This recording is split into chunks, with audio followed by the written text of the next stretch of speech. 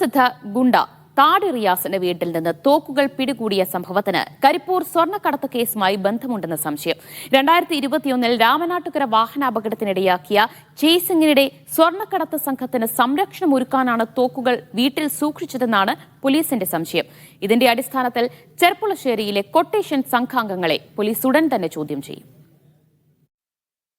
കുപ്രസിദ്ധ ഗുണ്ട താടി റിയാസിന്റെ എറണാകുളത്തെ മാഞ്ഞാലിയിലെ വീട്ടിൽ നിന്നുമാണ് 4 തോക്കുകളും 20 വെടിയുണ്ടകളും പോലീസ് പിടികൂടിയിരുന്നത്.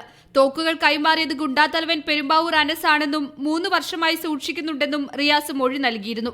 പിന്നാലെ നടത്തിയ അന്വേഷണത്തിലാണ് തോക്കുകൾ സൂക്ഷിച്ചതിന് 2021 കരിപ്പൂർ സ്വർണ്ണക്കടത്ത് കേസുമായി ബന്ധമുണ്ടെന്ന സംശയത്തിലേക്ക് പോലീസ് എത്തിച്ചേർന്നത്.